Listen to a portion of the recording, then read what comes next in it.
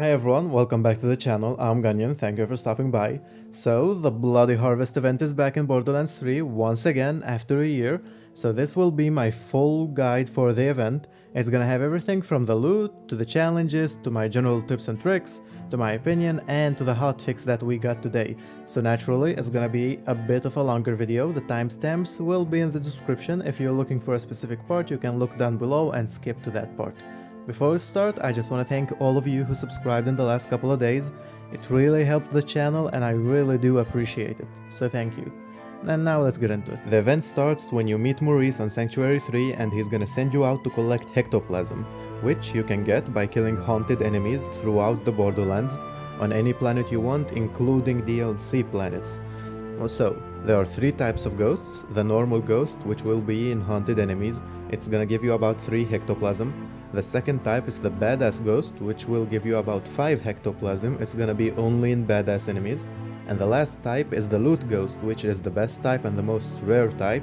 You're gonna get at least 2 legendaries from this type of ghost when you kill it. But be careful because it tends to just look at you and run away and just disappear after like a couple of seconds, so be fast to kill it. After collecting your 25 Hectoplasm, you're gonna go back to Maurice on Sanctuary 3, you're gonna give him the Hectoplasm and he's gonna open a portal that will lead you to the Heck Hole, which is the map for this event. It's kinda like a mini takedown.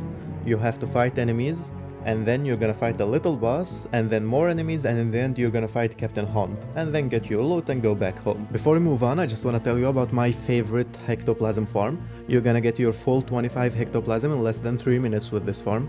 Credit goes to Epic NNG, he uploaded a video about this yesterday, you can go check out his channel. It's the same farm that I've used back in my XP grinding video.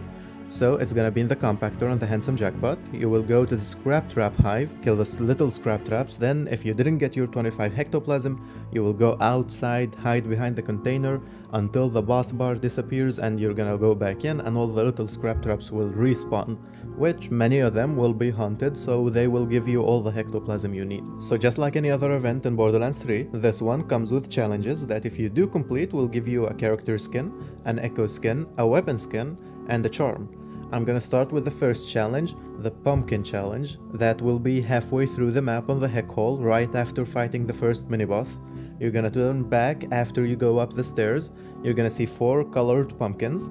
In my gameplay you can see they're green, blue, and then 2 orange ones. It's gonna be from right to left. So, right next to the pumpkins are gonna be chains on the wall. You're gonna pull the chains depending on the color that the pumpkin has from right to left. So I pulled the blue chain, then the green one, then 2 times the orange one. And it's gonna open a secret area that's gonna have a red chest for you to loot. And it's gonna complete the first challenge. There are 4 challenges that require you to kill haunted versions of rare spawn enemies. The first one is gonna be Borman Nate, he's gonna be up on the bridge in the Meridian outskirts. The second one is gonna be El Dragoon Jr., he's gonna be in the Jacob's estate, also close to spawn. The third one is Rackman, he's gonna be a little farther on Carnivora. You can see the Batman sign up in the sky when you spawn.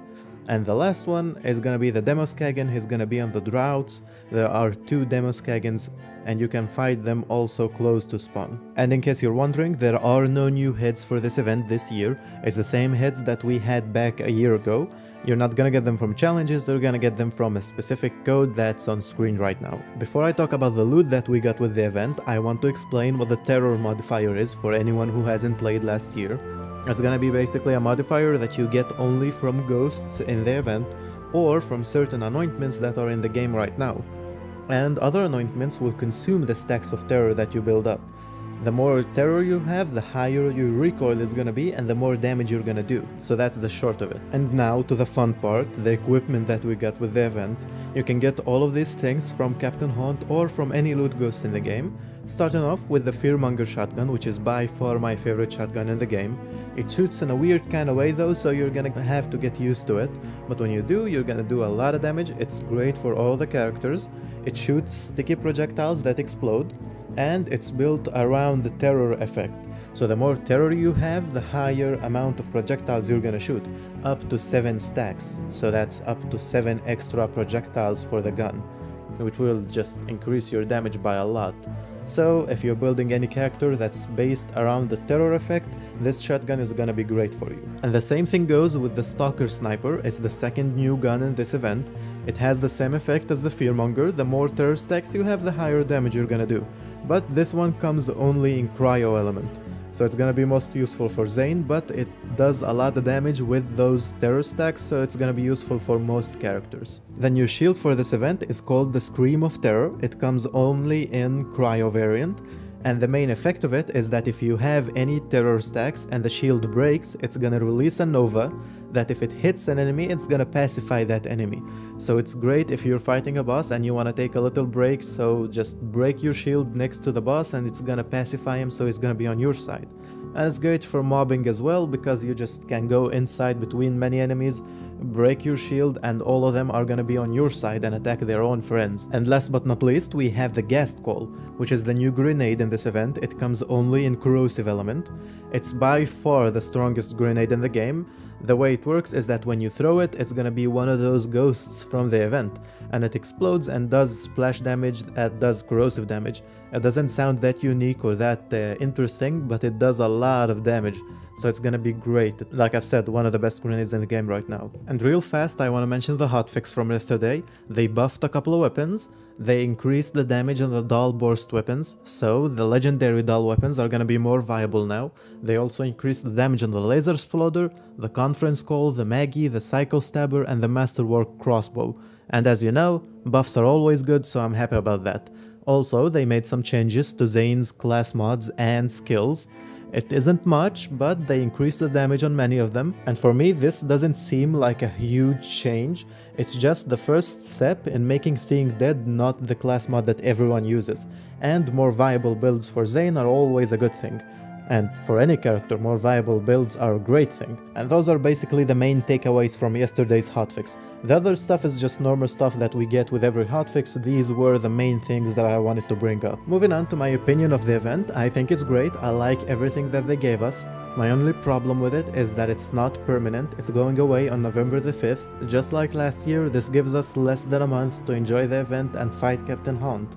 And I think that's a mistake, but I think they refused to give us these events permanently because it would complicate the game too much.